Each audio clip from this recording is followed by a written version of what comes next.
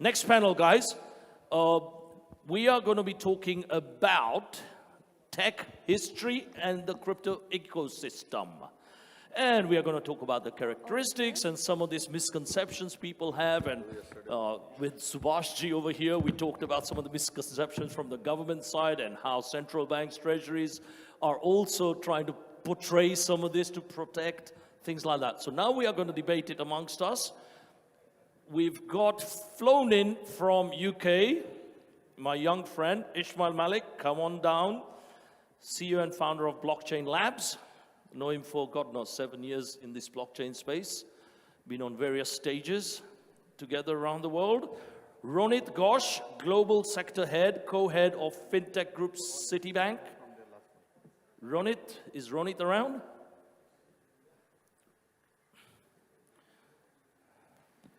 He's around? And Robert, let's have you down again. Robert, CEO of Luca. Put your hands together for all of these gentlemen, please. Thank you. Okay, let's start off. There is a lot of misconception, and let's start with what Subhashji said. A lot of misconceptions, crypto equals bad. A lot of misconceptions, blockchain equals Bitcoin. A lot of misconceptions, blockchain, crypto plus energy, electricity equals very expensive. Blockchain eco is not green. Who would like to take that and debate that one first? Ishmael, you're the controversial one. I'd love you to give a go on that one. So the green debate is it's quite a loaded debate, right? So, I mean, actually, I was in an art college and I said, look, do you want to put your art online? And they said, oh, we can't do that. You know, you're going to ruin the world, right? And I was like, hold on, where did this come from? And they're like, oh, we read about NFTs are, you know, some sort of carbon-intensive industry. And I was like, well, actually, I'm minting the NFTs off the solar panel on the roof on the college. So, you know, and most of crypto is done from DAM energy, if I'm correct, right? It's been moving around, but most of it was being mined in China, and it was, you know, okay, there is some ecological damage, but I'm not sure on the carbon footprint. So that's quite a loaded question. And then secondly, like, let's try to do a footprint of the Visa network, right, on how much carbon. So I think, personally, I think it's a non-starter, right? I don't think the question's as ironed out as it has been. My opinion is this was kind of the final gasp from this sort of anti-crypto brigade. It was like, ooh, what do we cling on to now? Let's bring up this sort of environmental debate. But if you look behind the figures, there is absolutely no real hard evidence that says crypto or NFTs or any of this tech stack has a significantly larger carbon print than any of the similar technology stacks. So it's a red herring. You know, they tried everything else. You know, crypto is for money launderers, and then crypto, and now it's like, okay, how do we slow down the adoption? It's bad. Let's keep short. There may be a little bit more politics in it. There is a large movement called Extinction Rebellion that a lot of the governments in the Western world are quite fearful of. It's got a lot of sort of youth audience growing.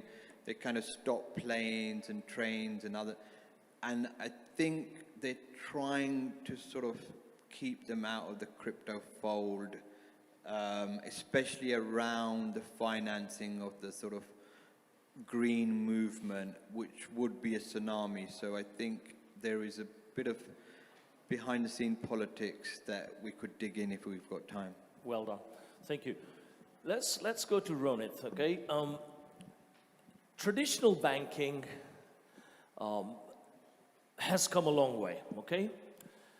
Bankers, and you being in Citi, do they see that there is now limited, what I call footprint on the high street for traditional retail type of banking for sure, where, you know, the days of the ATMs, the days of going there with your passbook, or the days of the checkbook, the days of, doing transactional with retail bank accounts and sending money, receiving money are over with so many neobanks coming on board, okay? So with neobanks coming on board, and I've always said it for the last 5 years for sure, that 50% of the high street banks are going to disappear, or they will be impacted, and that is going to be disrupted to a great amount. So where do you see in the banking world now how it's going to go forward? Sure. Thanks for that question. None of us in this room woke up this morning and said, I want to do banking. Right? Like, no one says, I want to go to the ATM. I want to, or the modern equivalent, to just flip open my laptop and do a transaction, right? No one. I've been in finance too long now, but over 25 years. I never wake up in the morning saying, I want to do finance. I wake up in the morning and say, I want to buy a house because my family likes living in Dubai, so I'm going to buy the house I live in, which is what I did earlier this year. After 5 years of living in Dubai, my landlord called me and they said, market's picked up, I'm thinking of selling. And I was like, my family really like living in this house. And I called a bank. And the only reason I actually called 3 banks. The only reason I called 3 banks was that I needed a mortgage because I don't have that much cash lying around to buy the house, you know. I've clearly not been in crypto long enough. Yes. So that's the thing, you got to remember that it's a means to an end. So where does this go, looking ahead, where does it go? You know, I took a Kareem here to this conference. Okay, the map navigation, GPS, etc., makes mobility possible, but there's a huge payment angle to it, which is I've not used cash or a card to pay because it's embedded. And embedded finance is the future of a lot of consumer finance. So we go online, we shop, whether it's Amazon or whatever e-commerce platform we're using, the payment becomes seamless. I walk out of the shop, it recognizes my face as I walk out. Boom, payment is done. Hopefully with a few security checks. But so that's where the future of payments is, which the future of finance is. And the name at the front might be the same bank name, whether it's a famous bank name from the UAE or from America, wherever. The name might be the same, but behind the scenes, what's behind the name changes. And it changes every 20, 30 years. I mean, we live in the present, and there's a kind of intellectual or mental concept, which is we overvalue the present. So we always think, because we live in the present, oh wow, what we're living through is amazing. Can you imagine living through electricity, going from dark to light? Can you imagine living through the steam engine, where instead of living and dying next to your village, you could then travel hundreds of kilometers? So there's always been change, and we're just living through another period of change, and it's digital change. And it's a change that if you're born in the pre-digital age, like both of us are, we're going to struggle compared to my 7-year-old, right? So we have to adapt. We either adapt or we don't, and the banks that adapt will survive, and the banks that don't will die. Nothing new here. This is not a new thing. If you go back 50 years ago and look at the list of the biggest banks in the world, you won't recognize most of them. Even 30 years ago, like if I did a poll, what are the 10 biggest banks in the world 40 years ago? Pretty sure most people in this room would not know the name, because they'd be mainly Japanese, but that's another story. Well done. Just on the energy point, can I pick up on what you said? I think it's true that it's overdone. Like, you know, people who are looking for a reason to knock crypto will say, whoa, it's got a big energy footprint. But we shouldn't underestimate the potential challenge this poses. And I'm coming at it not as an anti-crypto person, because there's one element of kind of anti-crypto, which is, it's whatever. We just don't like it. It's new, right? And a lot of banks will be in that, and a lot of governments and central banks. But what the difficulty ESG places for crypto is that it's another immovable. So if you like, if blockchain and crypto is one immovable force, you're hitting another immovable force. And in many parts of the world, particularly in Europe, and also among the younger generation, this is a massive issue, which 2 years ago I didn't fully comprehend. Today it's a massive issue. a lot of people will not, particularly on proof of work blockchain, will not engage. And so this may be a big opportunity for proof of stake, but I'll just leave it at that. It's already happening. I mean, I think I want to the- bring the same- Robert into the same this. argument, though, applies to anything that uses Anything that electricity. uses, absolutely. I mean, are we going to stop using computers, or are we going to turn all the lights No, off? but the question is the use case, right? Like, the more energy is used by air conditioning in the US, where I guess you're from, right? But we need air conditioning. We're going to not be able to live in Texas or in Dubai, right? So now you've got to make the case of, if this uses as much energy as air conditioning, what do I get out of it? So, I mean, which you're right. gonna tell me How this- do we create energy in a way that supports ESG objectives? Absolutely agree, That yeah. makes sense. Crypto is just one of every. I mean, who working remotely or living remotely in the last year wasn't using electricity or a computer? Yeah. But the question is, all like, the same arguments what's the apply to value we're other things getting beyond from it? crypto. So in a way, it's done crypto a favor. It's pushed crypto towards ESG. So they've shot themselves in the foot. We've suddenly now got a renewable grid growing around crypto. So it's brought crypto 5 years forward, right? Much forward, a lot so, forward now. you know, I've just launched a project, NFT Solar, and we just got a niche for doing NFTs minting via solar. So I would not have done that had it not been for this ESG backlash, right? I mean, the surplus of energy in Canada. Look at all the mining operations that are setting up in Canada because of that. You know, there's a number of other. Compounds that with comparing any proof of work versus proof of stake, and there's thousands of different protocols that are there. So you can't stereotype crypto and say that it's against ESG or that it abuses any energy objectives. And there's lots of cryptos now that use a fraction. I mean, everyone thinks crypto equals Bitcoin. Bitcoin is not used for fractions. There are so many other medium types of cryptos which takes a fraction of the energy. 75,000, if you see Solana just now, 75,000 transactions per second. Unheard of. This is Visa level transactions. How much energy, how much XYZ does Sorry, it it's use? not Visa level transactions. 75,000. Go check out Solana. That's why it's gone 20x in 6 months. So Solana's been a great story, but come on, it's not Visa. I think, you know, we need to accept it. Even when I was there, internet.com days, we were saying, who's going to buy these things on eBay? Well, actually, eBay didn't exist at the time. Who's going to buy online? And we want to look and feel and touch what we buy. And I remember talking to the Toys R Us, Woolworths, and all these people saying, yeah, it'll never happen. We want to go there and take our little Johnny there and sit on a car. Look at them, they disappeared. So it is happening, and it's happening faster, as Ishmael just said. You know, it is not all energy driven, and transaction speeds and all of that is coming up big time. I would like to hear from you, Robert, on some of the use cases, because you're more into practical consultancy work and doing some real life projects, some use cases. I mean, if you know, smart contracts were a big theme today. Look at all the paper that's saving.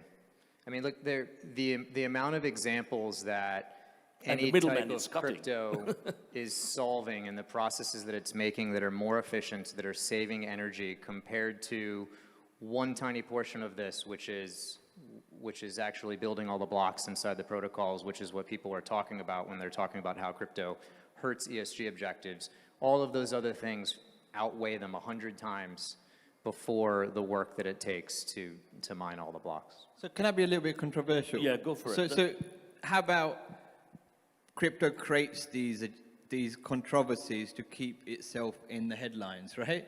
It's like, hey, it's not kind of getting the audience it needs. Let's throw an ESG in there. What's the topic of today, right?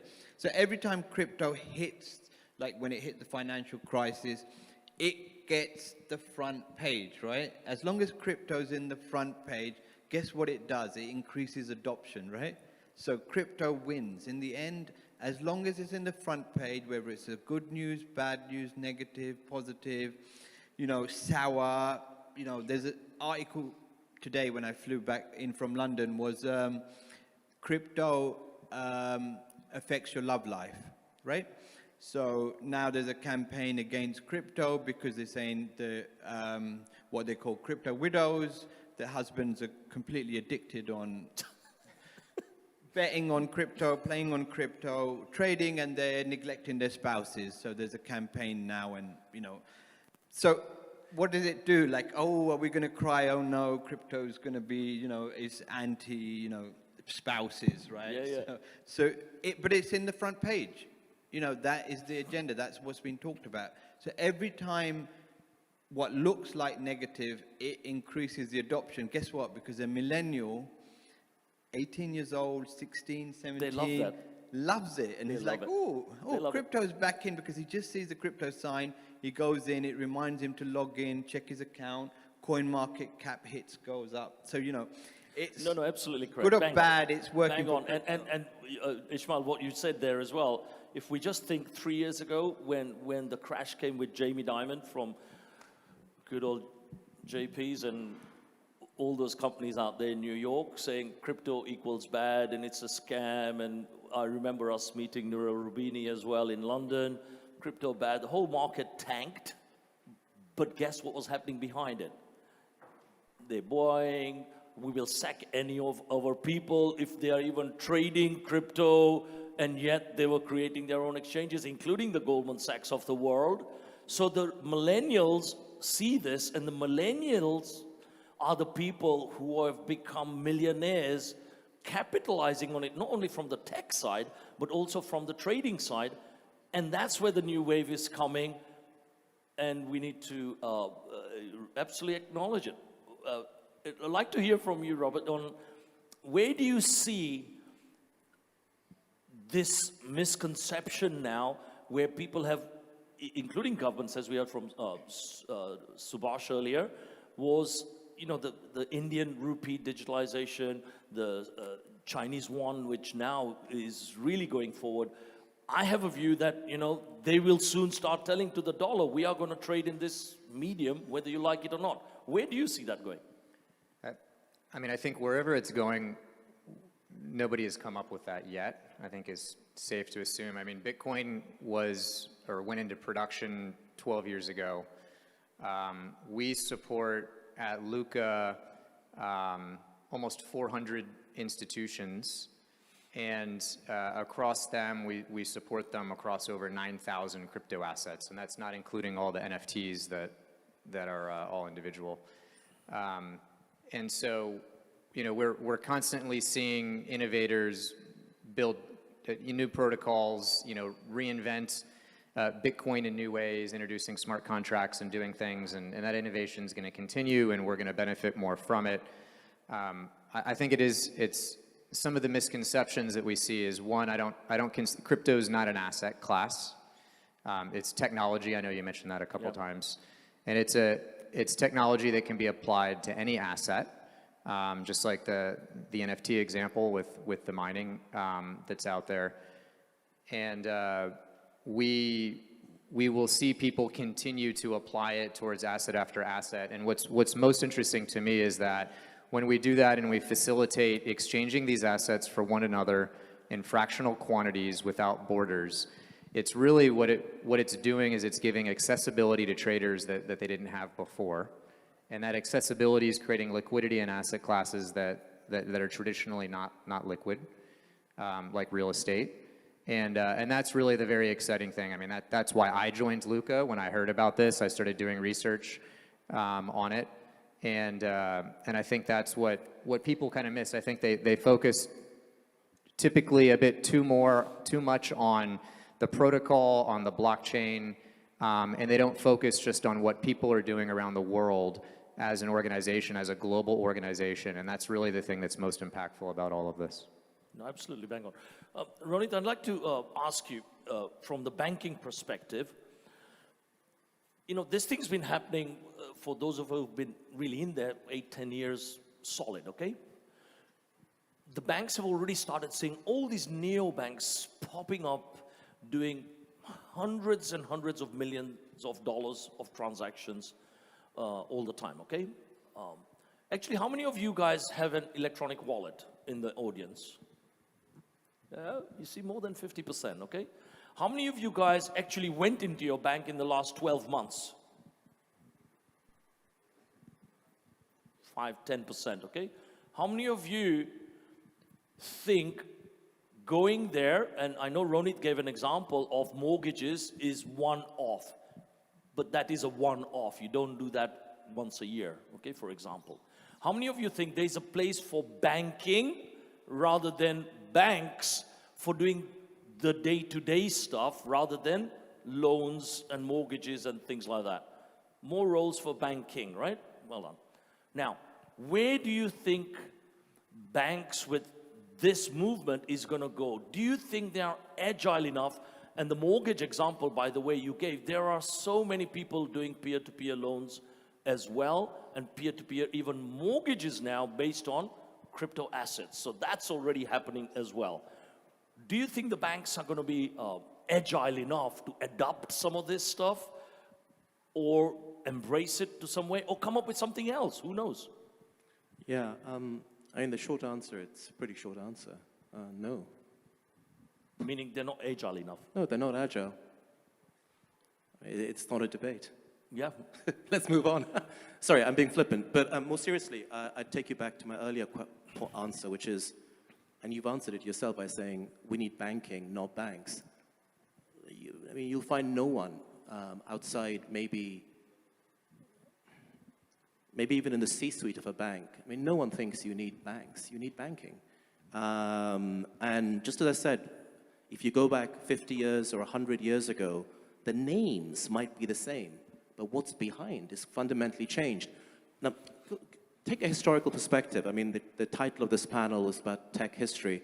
And think about the banking history. Like, how we've had banking ever since civilization, recorded civilization started.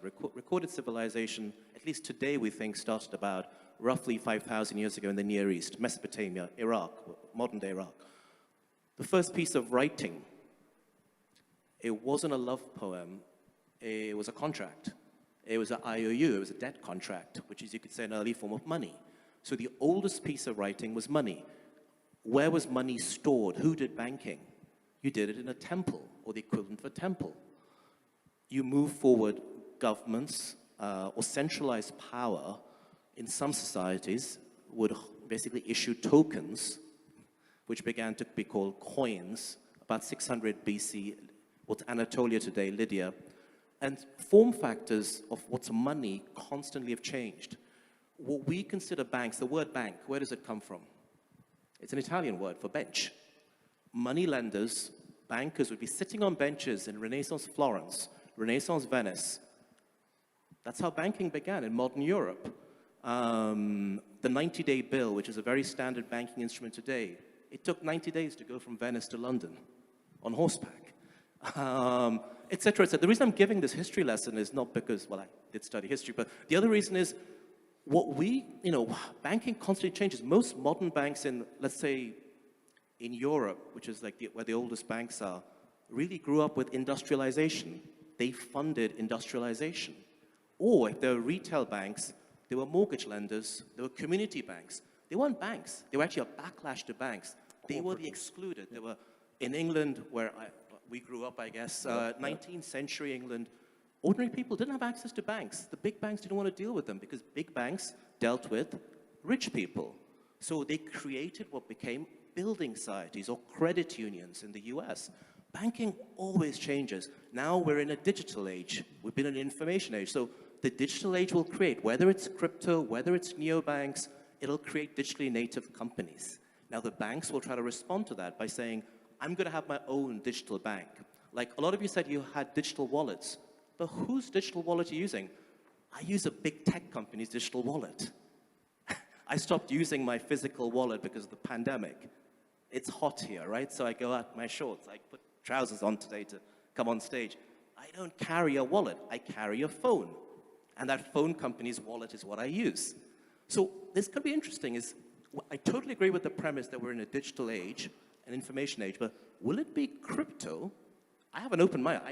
Full disclosure, I own quite a few coins, but will it be crypto? Or could it actually be the irony of ironies that we're all sitting here talking about decentralization, but we end up with really centralized companies? These big tech companies are way bigger than any bank. The bank I worked for, the JP Morgan you mentioned, and actually, will we all end up being sort of digital serfs to these big tech companies, or CBDCs and governments. Yeah, because decentralized banks is already happening. You know, I've done one 3 years ago. Decentralized banking is happening because people want banking rather than banks. And they don't want the big pyramid, multi-layer, big glass, 50,000 employee expense way of doing things because it costs. At the end of the day, it's like the cost of the client. They want convenience. And this is what the crypto guys on this panel, if I can call them that, need to solve for. Because if big tech gives me convenience, I will use big tech as a consumer, not big bank or crypto. Absolutely. Whoever makes our life simple will win. And that's what's happening with quite a lot of the, when I don't want to call out advertising free for companies and wallets. It's when we talk about crypto businesses specifically, maybe separate them from crypto, and because they're the ones that have been innovating the most and using crypto, and when they're intersecting with banks, which is happening this year around the world, which is very interesting. It's truly a clash of cultures. And why are they not agile, for example? Why are they so slow? Is what I'm trying to say. It's because they're managing risk, Yeah, really, absolutely. in my opinion. Right, and they have to do that, right? There's capital requirements, there's licenses, there's all kinds of governance over it that's making sure that they're doing things responsibly, and that when they're offering a loan, that they have an ability to actually service that and do the right thing, and they're not going to default, and that the borrower is not going to default, and so on. When you look at crypto businesses, we started, when I joined Luca, the very first thing I was asked to do was to go out and speak to a lot of these big OTC desks and crypto exchanges. And I was coming from PwC, so you know the first question is intuitive for me is, hey, what's your biggest problem? And they would say, well, we don't know how profitable we are. Can you imagine a bank saying that today? We don't know how profitable we are. I mean, it would not. Yeah. Or what's your 3-year projection? it how wouldn't much work. man count do you want? How much this? What's your profitability? Blah, blah, blah. So when you look at that side of the spectrum and you see a business that literally doesn't even know how to value its own assets and its own capital, and then you look at banks that are moving incredibly slow, right? I mean, they're still implementing core banking replacements that don't utilize cloud technology. You know, they've got to jump from where they are today all the way to where crypto is, which is too big of a leap. So I think when you say people need banking and not necessarily banks, I think that's spot on. I mean, the role's not going to go away. Someone's going to fill it. The question is it the businesses that we're used to, or is it going to be new logos? I mean, we're already seeing Kraken has a banking and depository license. Avanti has one as well. They're about to launch their business. And there's going to be a bunch of other ones, I'm sure, that we'll see. So I think the role is going to be there. People need the function, all those processes. It's just a question of who's going to be satisfying it.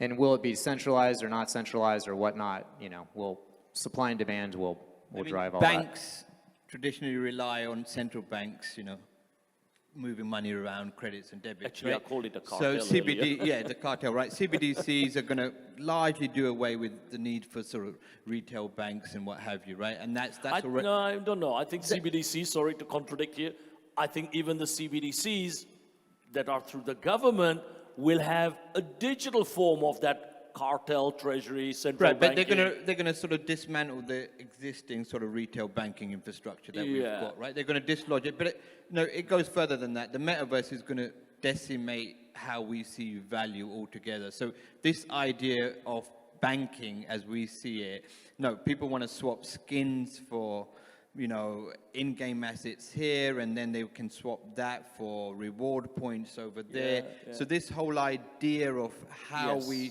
swap and translate value is completely alien for a generation growing up, right? Absolutely. But it's happening, right? If I offer my kid money, he says, I don't want money, I want a skin, or I want some V-Bucks, I want something else, right? So the banking may remain for asset management, you know, transfer. So all these legacy sort of industries that are managing money, managing debt.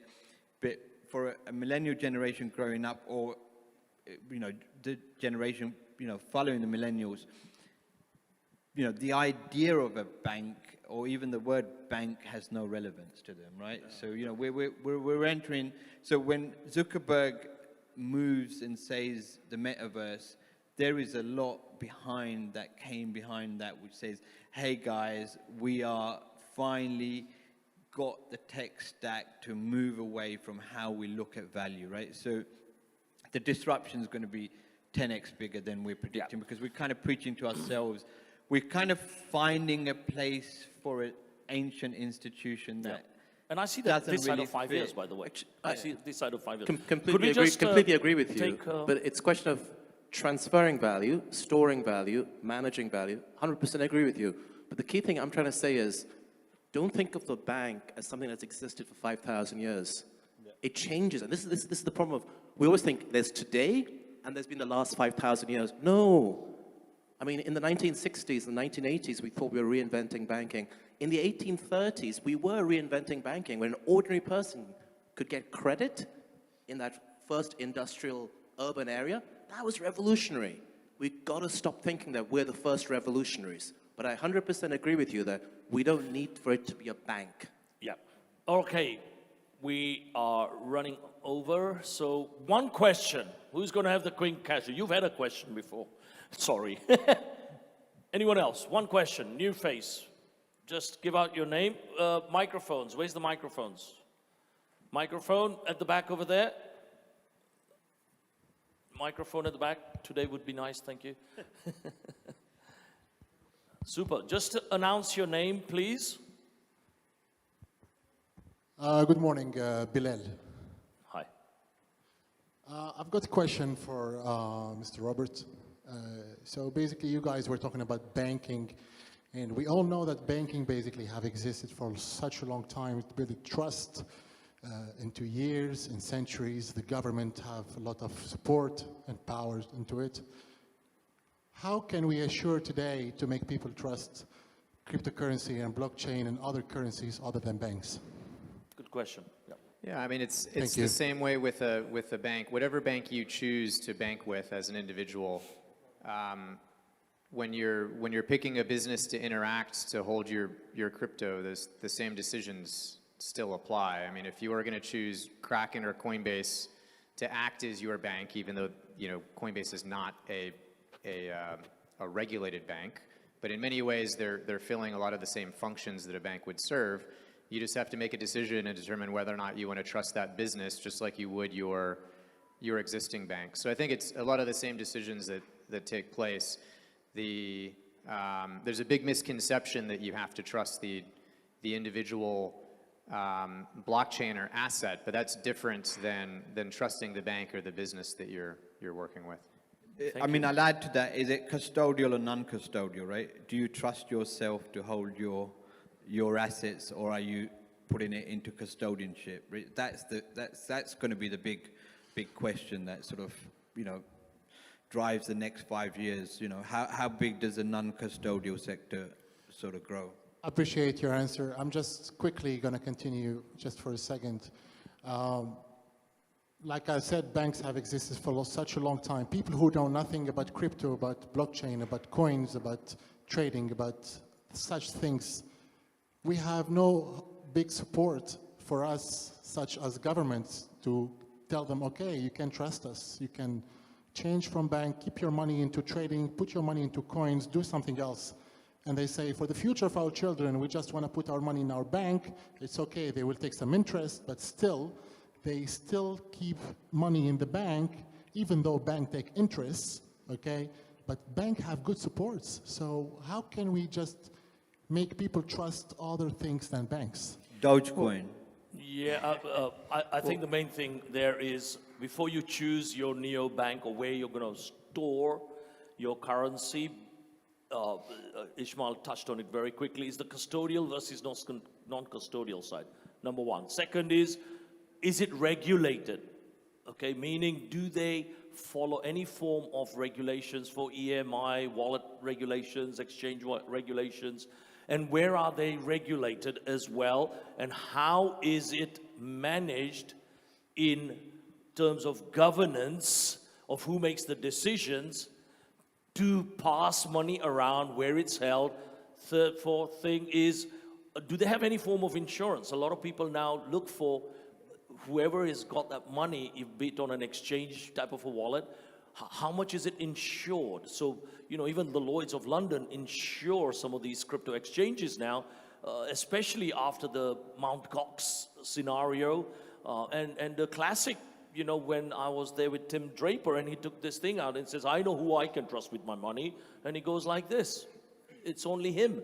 So it's the custodial, non-custodial debate comes in. Well, and look at Venezuela, look at El Salvador, look Yeah. at Brazil, right? Those are examples of where what you just described, that trust does not exist, and people are looking for alternatives. And many of your individuals there don't have bank accounts because they don't have that trust.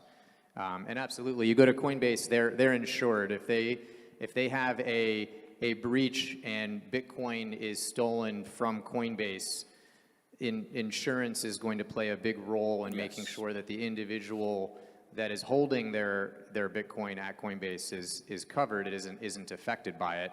Other exchanges around the world, you don't have that same benefit, and so you should absolutely make sure that you're aware of that when you are keeping if you are investing in crypto. Make sure that you look at where you're keeping it and if they're insured, if they're regulated, because many of them are not. And you shouldn't necessarily blindly trust them. Yeah, and Binance is the classic just now. A lot of people pulling out of it for many reasons, some of it, or most of it political. But at the end of the day, it's like there's only X amount of money that's going to be held in their facility, and the rest is on cold storage somewhere else, backed up somewhere else, whatever. But they give you the choice as well. Do you want to keep your own, or do you want to keep it here, right? And they have their insurance to go with it. You've got to We've accept got, that, crypto, 1 minute. Crypto is the land of risk capital, right?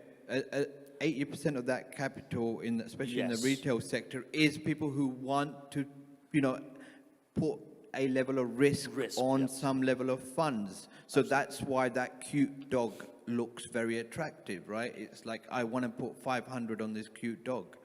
It may, balloon, it may not, but risk capital, because how many flat screen TVs are you going to buy before it gets a little bit boring, right? How much consumption are you going to do of hard goods before it's like, okay, I'm bored of this, right? So it's like, okay, I can put 25% of my risk capital in here because I don't want to buy any more hard goods. There is a deconsumption going on between buying more and more fast fashion junk. There is a sea change in how people are consuming, and one of that consumption methods is, hey, I like to see things on my Blockfolio, I like to see cute pictures, and this is an acceptable form of consumption. Right? Thank you. Okay, round of applause for our panel, guys. Hope that was good.